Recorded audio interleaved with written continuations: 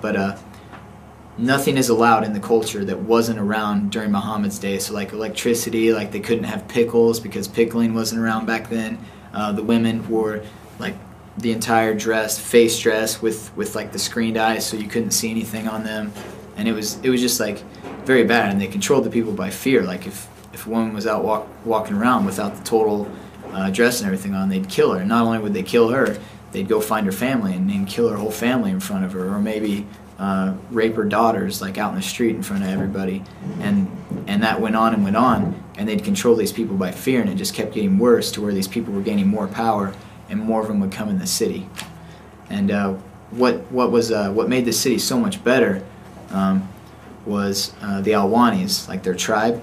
It's the predominant tribe here in Ramadi, the Alwanis. Okay. They came together and they decided, hey, we've had enough of these guys. We want them to get the hell out of our city. We made a mistake. They're not here to do good. They're just trying to control us, and we don't want that. They originally wanted them here to get the Americans out that were causing all the problems, and then it really switched the other way around, where the Al-Qaeda started causing all the problems, and these Alwanis started standing up and fighting against them, which actually started in Ramadi 1, is which we're referring it to, because I remember we'd be on a post at Snake Pit, and there'd be firefights going on out in Zone, which is what we call the city. We call it Zone, out in Zone, and we'd have no units out there, and we'd be like we'd call down, like, hey, are there any units in Zone? There's a firefight going on, and we'd see the bullets going back and forth, and come to find out it was these tribes standing up against these Al-Qaeda trying to get them out of there. And this was just like the base, like just touching on like the beginning of that, to where the tribes were starting to stand up to say, hey, screw you guys, like, we're tired of you, which we learned more like later on, like more towards Ramadi 2. Okay. And that's pretty much what happened. They well, what really made it was Colonel Salam. I don't know if you knew about him. He was like the head colonel of all the IPs, and he actually got hit by a VBID and died. Killed him and a bunch of his sons. Vehicle-borne IED. It's basically a bomb that's like, it's a vehicle, but they load it with explosives, and it's very like devastating attack. Like it can kill or cause casualties up to like 300 meters. Like it shoots, just like shreds a vehicle and just makes it into shrapnel, and it's just like a devastating explosion. So it's very bad. Okay. And his convoy, his vehicles that he was in, got hit by a VBID, and it killed him and pissed off the whole entire city. He was very much loved. He was like a leader throughout their tribe.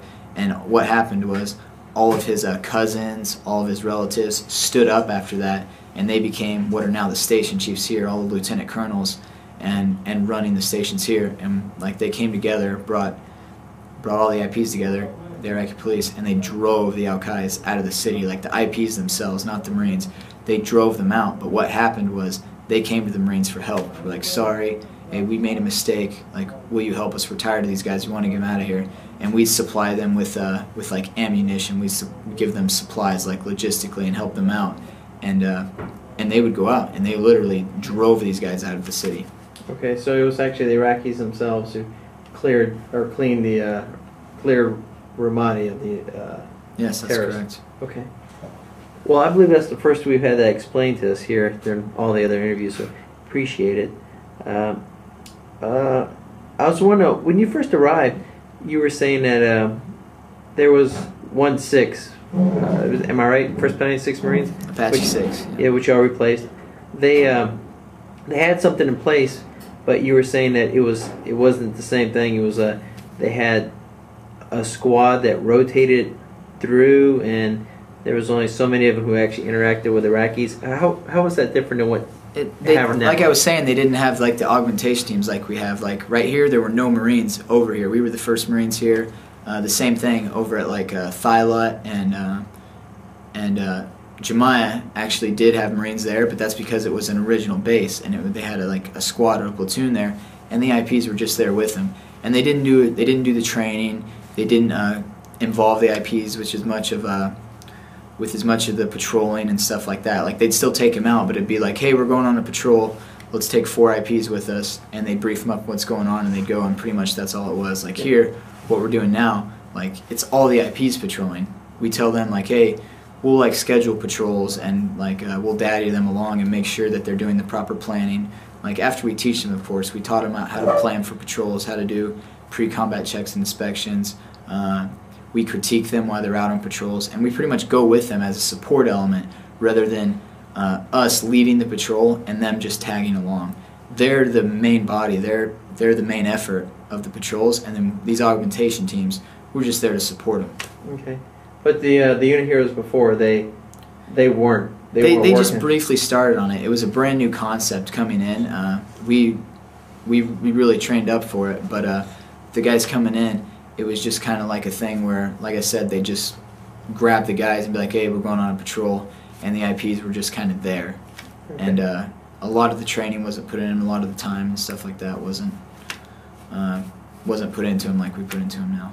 Okay, was the I assume when you got here, you are probably still formed up as squads and platoons, or were you? I mean, how did you train for the augmentation teams? Is that something you all prepared for? For the augmentation teams, we did prepare for it, but it wasn't like a company-wide thing. We actually had I'd say, outstanding platoon commander by the name of Lieutenant Mahika. He was deployed during. He was deployed during the first deployment, and okay. So he was there, and he seen like the needless casualties and stuff that we were suffering for just almost pointless reasons. I wouldn't say no reason, but we weren't gaining much out of what we were doing back then. We were gaining a little, but not much. And he kind of looked into that, and he noticed there's been a lot of pubs and a lot of books written on counterinsurgency. We call it COIN. A pub is just like a doctrine. It's like a doctrine book that's published through the Marine Corps. We call them pubs. Okay. And they're just, it's like doctrine, like by the book.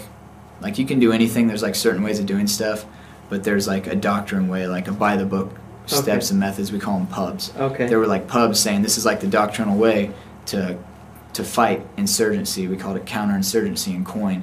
The pubs started being produced. There were a lot of books written on it, and he was very big on it. He read a lot of them, and he decided that was the way to go.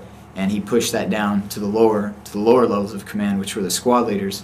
I got promoted to squad leader after Ramadi 1, and I was squad leader for the train up, and he was appointed as my platoon commander. I got moved to 1st platoon for that. So was there more than just publications you were reading? Were you all reading? I mean, were there other books you were encouraged to read as well? There were other books. We read a lot on like guerrilla warfare, a lot of Vietnam, back in Vietnam, how Vietnam relates to Ramadi now, and then the pubs themselves. Yes. Okay. So it was a lot of cultural reading. A lot of cultural reading. So it just wasn't just books on insurgency or counterinsurgency. No, it wasn't just books on insurgency. Stuff's on culture and whatnot as well. Okay.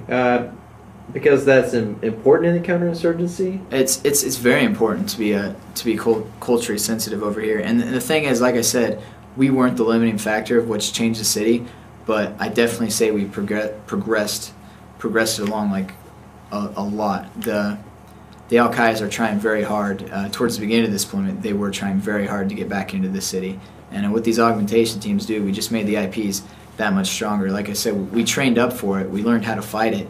And what we learned about was the people. Like the people are like the center of everything. If you have the people backing you, then like you've pretty much win the people, you win the war. The Al-Qaeda can't come into the city if the people are totally against it. The people being the IPs, because they're all local. So